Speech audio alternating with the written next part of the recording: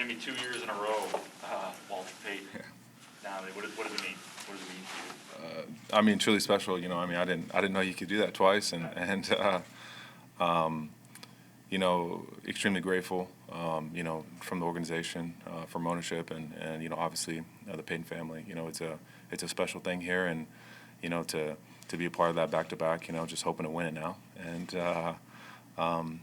pretty cool that all that's being done in the community, and by all the players, is being recognized and being halted up as an important part of the NFL.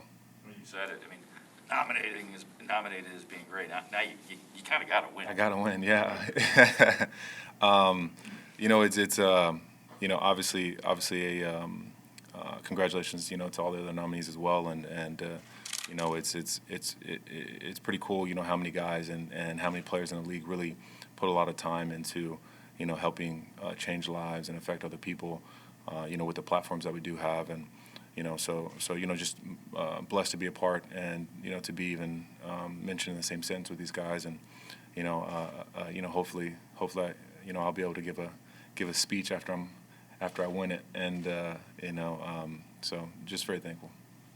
You talked about your charity before, but why is it important for you to help veterans? Why is it an interest for you? Yeah, I was a military kid, and I know exactly what it feels like, to move all the time, and to have a lot of family members in the military, and I think sometimes, I mean, obviously after pulling out of Office in Foreign Land over the past year, I think a lot of people sometimes put that kind of in the back of their mind, especially 20 years after 9/11 happened. But there's a lot of families that are affected daily, not only by our current past wars, but even far as Vietnam, and so I on a daily basis in off season really look to give out those experiences, and really connect families. That's kind of one of the cooler things I've been able to do, is have generations into these experiences, and have a lot of these older men and women, be able to share their experiences in war and their experiences in life with their own kids that have never heard these stories. It's truly special, and grateful that I have the ability to do that, and to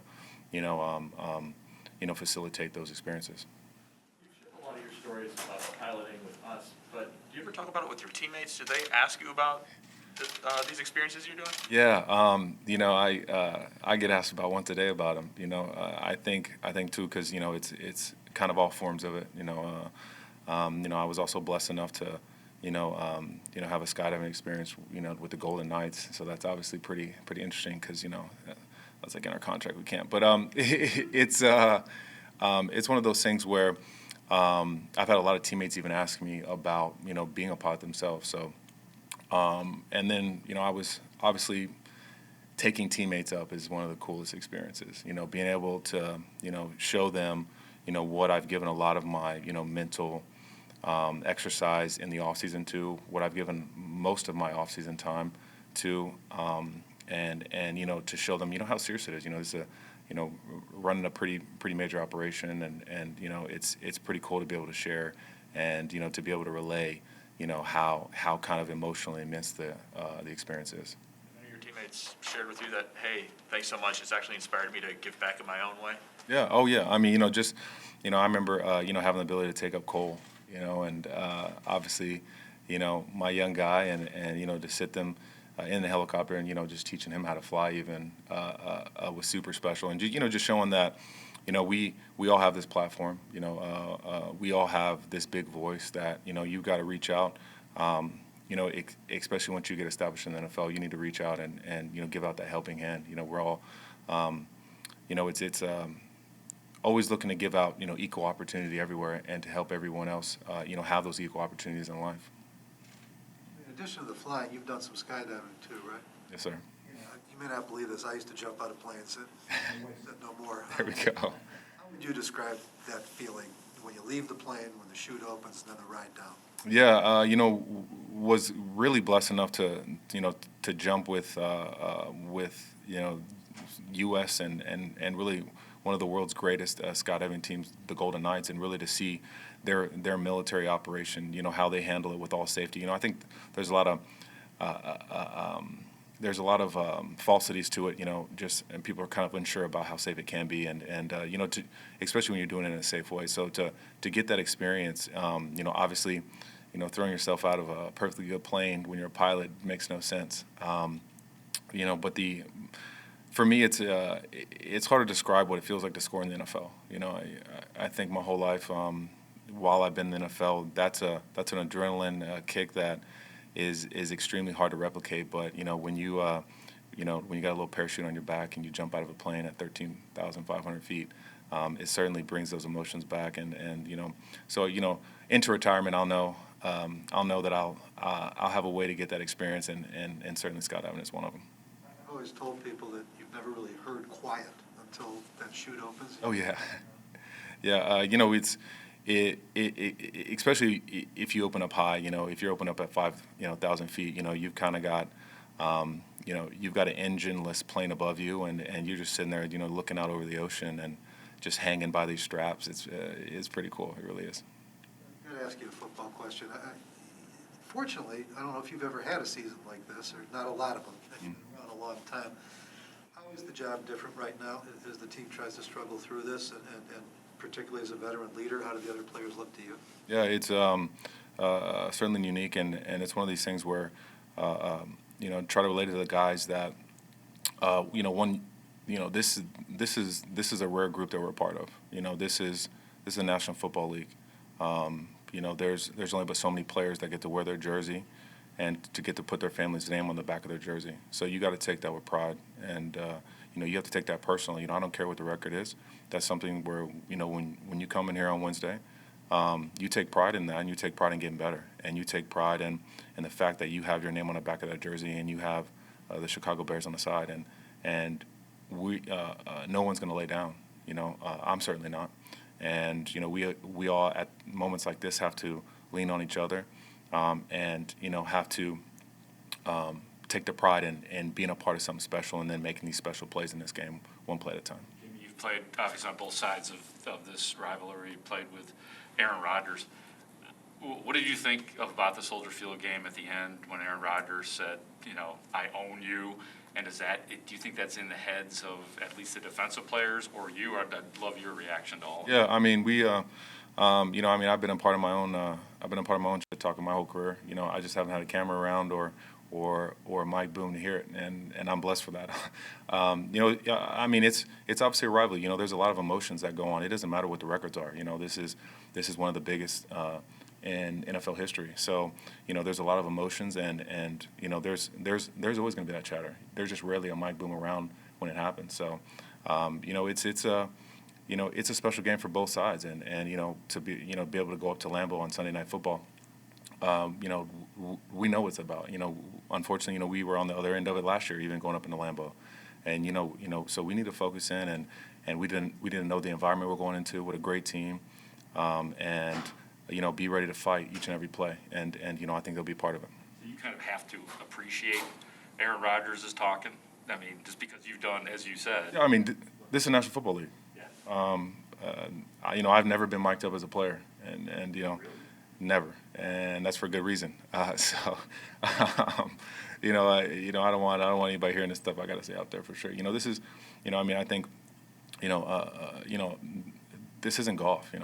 We're out there, and each and every play, your deal is to beat the man across from you one-on-one, and it's a game of whooping the other man across from you. Simple as that. So I don't know any type of, hey man, there's not a lot of niceties even when you know people. I played against a lot of my friends. Obviously, I'm about to play against a lot of my friends this weekend. But when it comes game time, man, it's a different beast out there. I think people forget that. We all hit each other, and we all have car accidents every Sunday. So it's a part of the game. It's a part of the game that I love. I'm gonna have to figure out how to talk to people after I get out of here.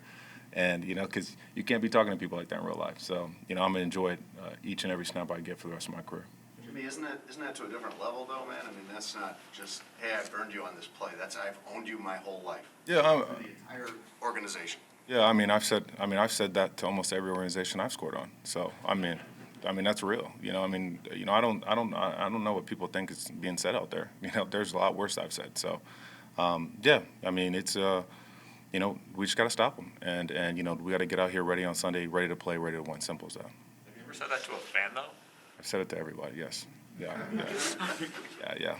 Obviously been a threat any point on the field, but specifically when you get down tight in the red zone, everybody's alerting you, everybody's aware. Have you still been able to be productive in that area, even though maybe the burst isn't the same, the leaping isn't the same? Have you still been able to be productive? Yeah. Obviously, been blessed enough to be big as a tree, so that helps. Being 6'7", 265, and the ability to be able to position myself, to catch the ball one-on-one, and just always been kind of schemed up the right way to, hey, when we get down here, we're going to look to target the big kid or the big man now, I guess. And it was even like that in New Orleans. It was like that in Seattle, to where people on sideline used to call me the big unit because if a running back gets tackled on the 1 yard line, then a big unit comes in and takes that touchdown. But I think it's a little bit of basketball, a bunch of that, growing up kind of in that game and understanding body position and how to leverage yourself between him and the ball. Any nuances that you've had to change over the years? Like early in New Orleans, it was just that. You don't even have to. Yeah. I'm bigger. I'm more athletic. I can jump higher. Maybe not as much now. Is there some little subtleties you got to kind of change now to Yeah, I think some of it too helps that I block a lot more, so the play action actually helps me get open more. That was something I never had when I was younger.